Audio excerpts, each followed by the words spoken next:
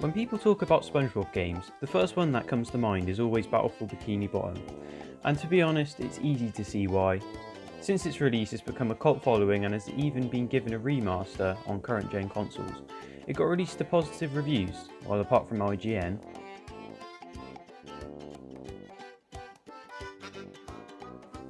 so let's talk about the less popular game, the SpongeBob SquarePants movie game. It even uses the same game engine. It was released a year later to positive reviews, so does it suck or does it warrant a remaster? The story is based on the movie released the same year. The basic plot is that Plankton frames Mr. Krabs by saying that he stole King Neptune's crown, so SpongeBob and Patrick go on a quest to get it back from Shell City and to save the day. If you're a fan of the show, I'm sure you've seen it and you know it's a great movie. The game also shows the plot of the film through some questionable stills from the movie. The first level is called No Cheese and it's the standard tutorial level. Really easy, short and little enemies. In this game you play as Patrick and SpongeBob, but in this level you play as SpongeBob. He has the same abilities as for Battle for Bikini Bottom, but they are just reskins. You start off with just the karate spin, and in this game you are able to upgrade your ability. You upgrade them by earning manliness points, which are obtained by smashing boxes and collecting the glowing weights that are in each level. I think having an upgrade system is great and gives you an incentive to get as many points as possible. You are able to upgrade the karate spin by the first level, and this allows you to reflect enemy projectiles back at them. The health system is that if you get hit 3 times in a level you die and you get put back to the last checkpoint. To get health back you obtain Krabby Patties that are found throughout the level. These are also upgradable and you have up to 6 lives. Also, you can get treasure chests which can unlock extras in the menu, such as artwork and different costumes for SpongeBob and Patrick in game. They are not needed to beat the game, but it's cool as they are added for replay value. There is also goo in this game, which is pretty much like water, and ironically SpongeBob and Patrick can't swim in it, and they actually die if they fall into it. Overall, a standard first level, and at the end you earn your very first Goofy Goober token. You collect these throughout each level, and like for Battle for Bikini Bottom with its golden spatulas, you need a certain amount to beat the game. The next level you play as Patrick. Instead of a karate spin, you have a slightly worse version of it called the star spin. It works the same, except I don't like how his star spin can't be used mid-air like SpongeBob, but thankfully this was fixed in the remaster of Battle for Bikini Bottom. He has a different upgrade system to SpongeBob and has separate lives, so make sure you upgrade them both throughout the game. This is another platformer level, and this is where the game shines. Halfway through the level, you are shown a major problem of the game. Mindy tells you that you need 2 tokens to play the second half of the level. Then you will get the Cartwheel upgrade if you give her the 2 tokens. But of course, the first mission only gave you 1, so you're forced to do other challenges throughout the level. This happens several times throughout the game. Many times you will need to unlock a new ability, but you simply won't have enough tokens. This really breaks the pacing of the game sometimes, where you want to continue but you can't. Some are side quests in the levels, and some are mini levels in themselves. The floating block challenges and SpongeBob challenges are really good and get really tough as you progress throughout the game. However, the combat arena challenges are really repetitive and there's not much fun to be had. You are just on the same arena fighting a bunch of enemies and it gets really boring. These challenges would be fine, but normally they are not enough to continue on. I'll explain the other way to unlock tokens later. After getting enough tokens, you unlock the Cartwheel Move, which is, to be fair, a really fun move. You can move faster and obliterate enemies that are in your way.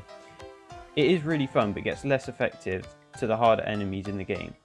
This is a great level and a good introduction to Patrick's character. Next is the first of 4 driving missions. You have to drive around the course and get 1 token, then do 2 time challenges and a ring challenge to get 3 more. You pretty much need to do this to progress. All the driving levels have these, so the game can get really tedious and repetitive. The controls for the vehicle aren't the best, but the first stage is one of the more tolerable driving levels. I personally really dislike them, as they break up the solid platforming levels and again, are quite boring. The ring challenge is where you need to drive through a set of rings whilst going through the level, and when you go through one, another one appears to drive through. If you're not quick enough, the ring will disappear and you will have failed the level. This is absolutely ridiculous, as sometimes you barely have enough time to react as they randomly appear. It's just a lot of stupid trial and error. The game is so unforgiving as well. If you miss one, you're sent right to the start even if you are about to complete it. The two time challenges are where you have to beat the level in a certain amount of time, the second challenge being an even shorter amount of time. This takes up a lot of game time, as you are just playing through the same mediocre levels over and over again. The time challenges themselves get really tough throughout the game, so you can be stuck on a level for ages. Next is another platforming level with Spongebob. You unlock the bash move, where you can perform a punch in the air. This can be used to press buttons and destroy the hovering enemies. Upgraded makes it more powerful. Again, you can only get this move if you have enough tokens, otherwise you can't continue playing the game itself, which is really stupid. There is also a side quest where you have to change character to Patrick to complete, with a few other challenges including a sponge ball challenge and a floating block challenge. Both are really fun and make you want to get more tokens. One thing to note is the music in this game is really great. It does not really sound like the show, but every track fits the level it's on, and it's brilliant. Also, the final battle track is probably the best in the game. Next is the first sliding level, and it's a great level. You have to slide along the course to reach the destination, and these are massive improvements from the driving levels. Again, you have to do the stupid ring and time challenges like all the driving courses. This makes the game so much longer, and it gets a bit boring playing the same course multiple times, with no room to make any mistakes. Next is another platforming level with Patrick. You need to have a certain amount of tokens to progress. If you do, you unlock the smash move. After Patrick jumps, he is able to smash to the floor and kill enemies. When upgraded, you are also able to stun enemies. There is another arena challenge, which goes on for way too long. There is also another Spongebob level, which is really good. The platforming itself in this level is amazing, and may just be the best level in the game. You have to do another driving level with the same challenges. They should have made this a separate game in the menus and have split screen so you could race against your friends.